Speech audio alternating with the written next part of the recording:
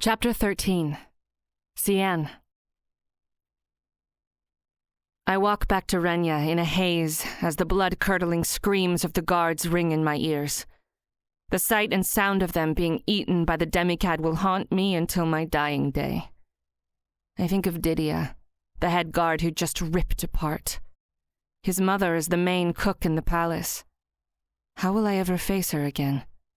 After surviving what he did not. He was her only child, named after his father who died at the hands of the butcher while she was pregnant.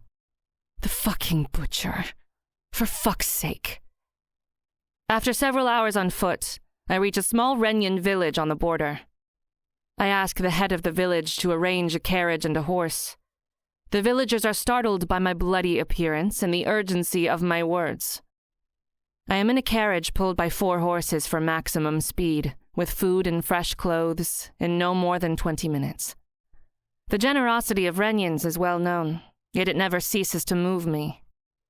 They are generous only to Renyans. I can hear Lian's self-righteous tone in my head.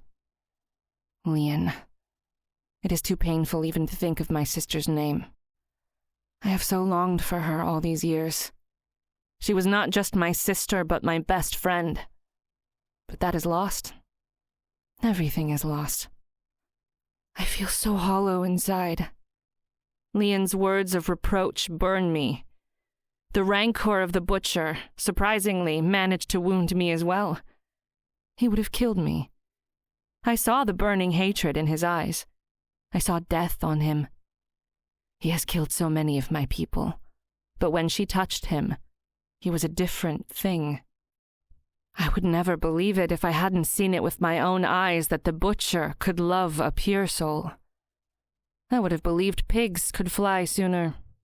That he would love my sister, the daughter of Rod, is beyond fiction even. Yet I know what love looks like. I was once looked upon with that emotion, but it has gone. All who once loved me are lost to me. I failed to save them all. My mother, my sister, my brother, and myself. That's why I pushed Anya away. Let her think the worst of me. I should be used to people thinking the worst of me by now, so I just let her go. It was like turning a knife in my heart. In a way, I was surprised to find I still have a heart at all. Anya always hated Talil, but she didn't know the half of it. She doesn't know how many she has poisoned to death or what she is capable of. So I showed her the worst of me.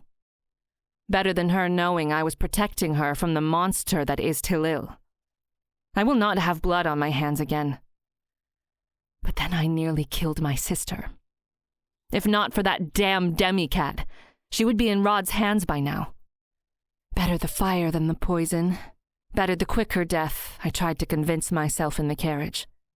She was right to say it's a good thing Mother is dead. Our mother knew the death from Talil's favorite poison. I need to remind myself to breathe at the panic the memory evokes. Oh, goddess, you are crueler than sun could ever be. My sister thinks me a monster. I never even touched a cursed one. But there's no point in telling her and the butcher that. They wouldn't believe me, and even if they did, they wouldn't care.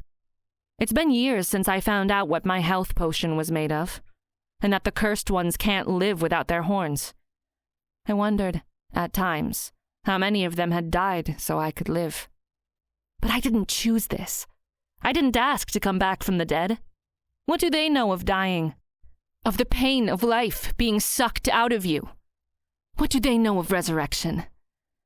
My deaths were not quick. They took days. Days of paralyzing pain and fear. The cruel poison of a monster. She enjoyed it. The slow progression of it. Talil could use any poison, but she chose the most sadistic of them all. The Renyan kiss is produced from the venom of a tiny spider called the streaky for its bright blue and red stripes. No animal or insect alive has such awful venom. One that guarantees a prolonged and excruciating death no matter the victim's size. And my mother knew. She was such a gifted healer, that she knew what was killing us and that only a Renyan could have poisoned us. But true to Renya, until the very end, she would never tell. Because to admit to the Aldonians that Renyans use such poisons, to tell them of our secrets would be a betrayal. There is an antitoxin. She knew that too. But she would rather die in the worst way than betray Renya. And I might have found it noble if she hadn't known it was killing me as well. I ride with no stops and arrive at Millisuri at noon. Tilil is in a meeting with the council. She hates those meetings, but she must keep up the appearance of a free council. Therefore, she is stuck with Bina, the head of the opposition, in those meetings. I shouldn't interrupt such a meeting. Tilil gets irascible from them, and she wouldn't want to hear of the demichads for the first time in the presence of the head of the opposition. But those meetings can last for hours, and the delay can cost so many lives. My guards' deaths already haunt me. I cannot wait.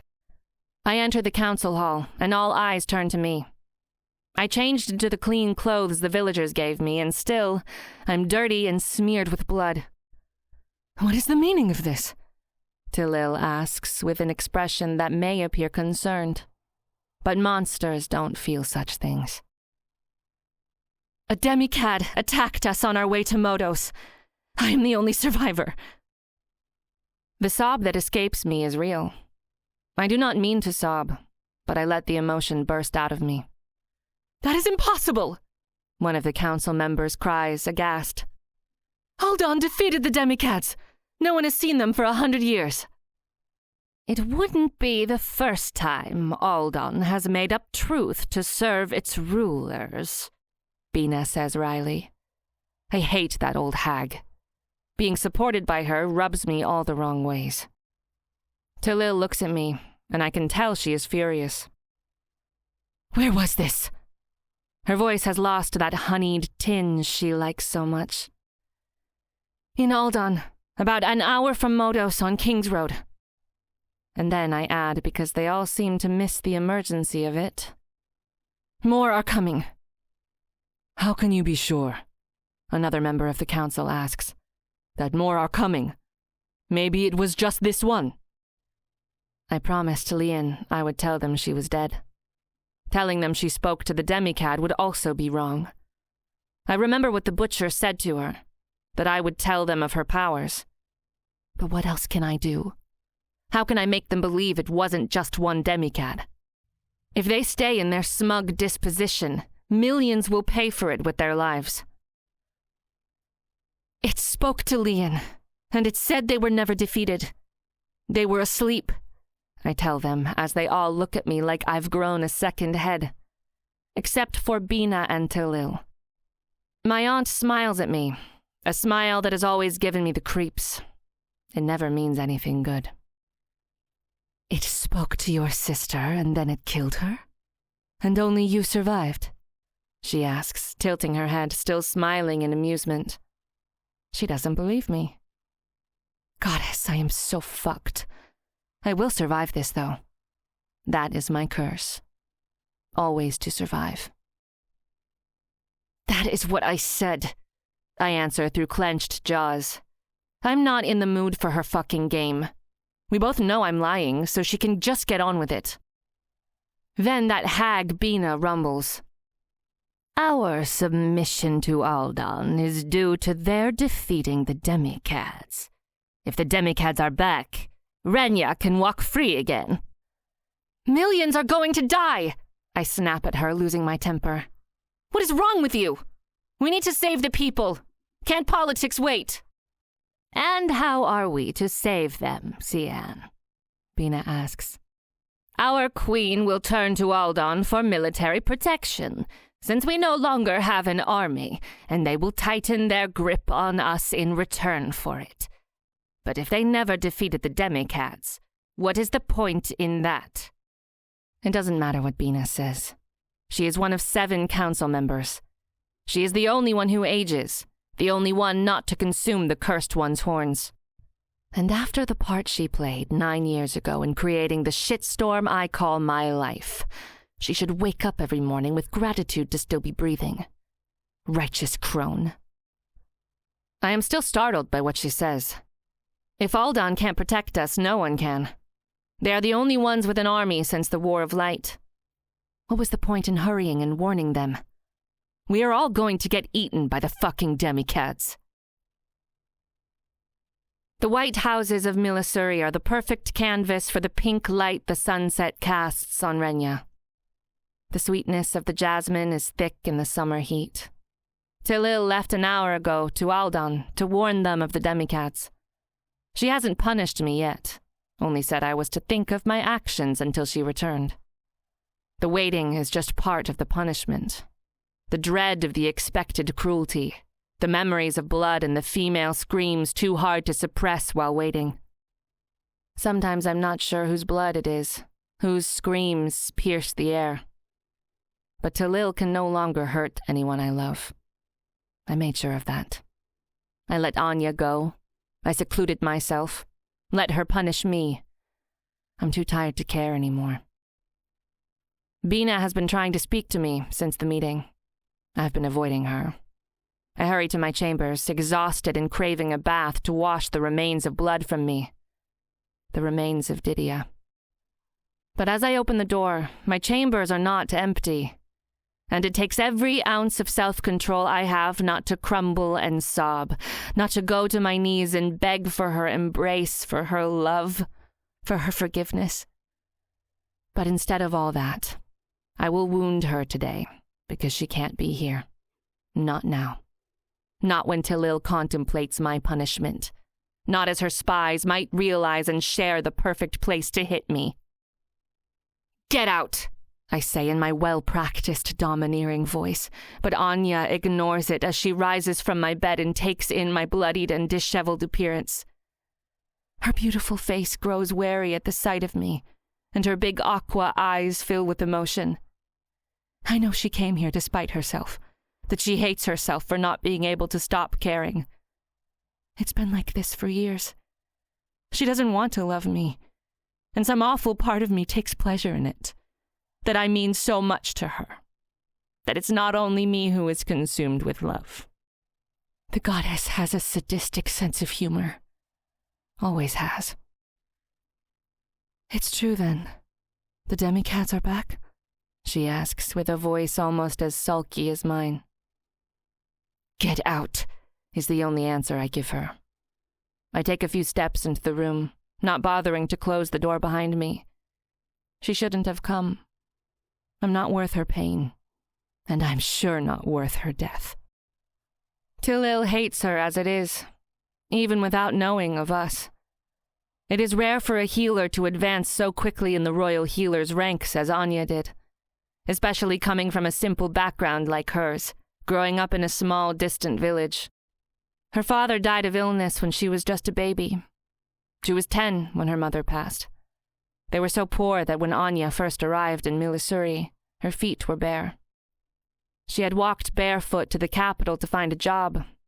At 10, Anya knew of healing as much as most healers in Milisuri, if not more, having helped her mother as a midwife since she was old enough to walk. The royal healers took her in despite her background. She was so gifted as a healer that she started working for the palace at 16. That's when I first met her. Only I never aged, and she is now standing in front of me, a beautiful 25-year-old woman. That was her worst sin against Tilil. Far worse than her origins. So Anya rarely comes to the palace these days, and while she should be the chief healer, she stopped rising in the ranks years ago. She didn't want to love me. I represented every privilege she despised. But she did because the goddess is cruel. What other reason could there be? Anya walks past me in several quick steps and shuts the door. I'm worried about you, she says, leaning on the sage door. Her aqua braid hangs over her right shoulder. Her simple healer uniform hugs her body, and a sliver of her skin is showing above her pants. I clench my fingers into fists. I want to touch that soft skin there so bad it hurts. She blushes and I realize how much of my self-control has slipped that she noticed my train of thought. But she ignores all that, and if her next words aren't the equivalent of a cold shower, then what is? "You took your sister to Modos," she says. That's why she's worried. Not because I'm bloodied and encountered a demicad. Because I sold out to Talil again, and it was worse than anything I've done so far. I step toward her, so close we're almost touching. Her eyes go to my mouth for a second before she brings them up again. I don't try to suppress my smirk. "You were a nice fuck, but in no way good enough to justify this constant nagging," I say viciously. I can see the hurt in her eyes. We walked this line before, and she knows it will only get worse. I will only get worse. But she's glued to the door, her clever eyes assessing me. So I add, "I really don't understand how I could possibly make it more clear to you. I'm not interested. Get out." And I turn to go to the bathroom, hoping this will be the end of it. "You won't die. If you stop, you'll age, but whatever sickness killed you, it's not in your blood anymore. You can stop," she tells me. Anya. Sweet Anya. Always trying to save me, even when I am so beyond salvation.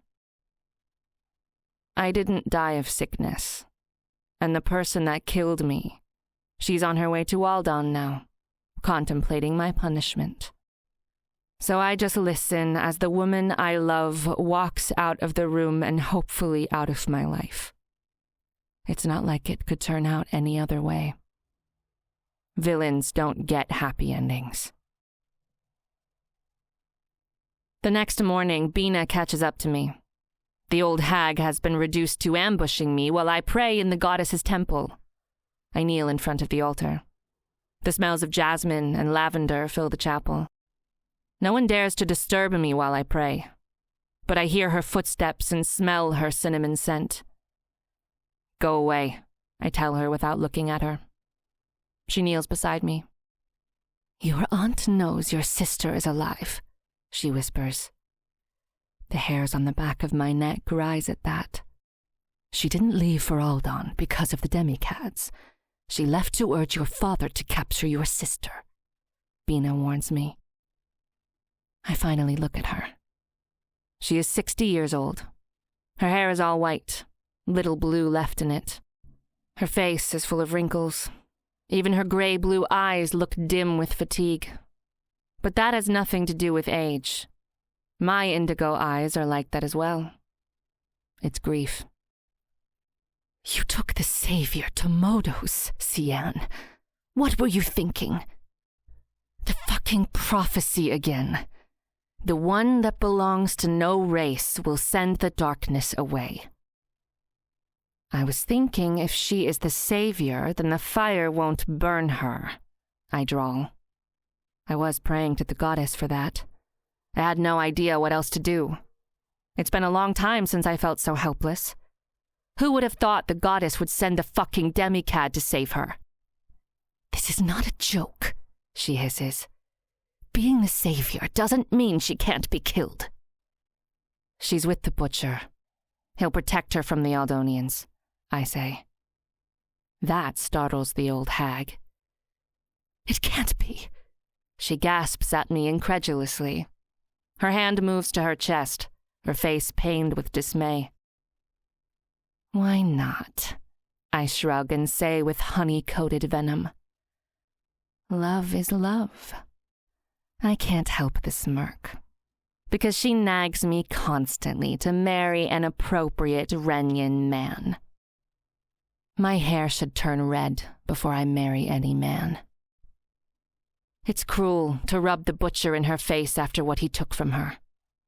But I hate her, so fuck her. None of this would have happened if she hadn't been so incompetent 9 years ago. Sometimes I think I consume the horns just to piss her off. She deserves to pay. My mother and I shouldn't be the only ones to have paid for that failure. My mother had such grand dreams for Renya, and Bina nurtured those dreams and helped realize them. only she got caught, and we were killed for it. To think I had to sit by my sister and hear Talil's lies about my mother, ridiculous lies. Why would my mother, who gave birth to Aldan's only legitimate heir, ever try to overthrow Rod, King of Aldan? Does she really think anyone believes her bullshit? I stare at the altar. What can I do to make Bina go away? I hear her swallowing hard, trying to shake off her repugnance. Your mother would be heartbroken to see what you've become. She believed you could be a true queen for Renya. She admonishes me. My mother was a fool, I grumble. A fool who got both of us murdered. No, Siean. Your mother was true. She saw what your aunt was doing to Renya, spreading the use of dark magic. We weren't like this. We didn't trade death. We didn't use Cursed One's horns. It is not the goddess's way. Your mother tried to stop Talil, but Talil had consumed too much of the Cursed One's horns. It had twisted her mind. Dark magic always comes with a heavy price. Do you know the price you pay, Siean? Your ongoing ramble of things I already know. But I know the price. I am a coward, paralyzed by my own fears. You can stop, she says, her voice pleading now. You won't die. But I will die. We already took that path. She will kill me if I start aging. She will kill me again. I'm sweltering all of a sudden. We'll stop her. We'll stop her this time. The prophecy is real. Lian will defeat the darkness. She is our only chance against the demichads, against the dark magic. Go in the light, Siean. Help your sister remove the darkness from Renya. Tears escape me as I try to think what scares me more. Talil poisoning me to death again only to bring me back to life, as she has done more than once. Or this life I live. A shadow of a life for fucking eternity. At night, when I enter my room, Anya's scent still lingers, but the room is empty and cold. So I take the immortality drug my servants set for me and flush it down the toilet.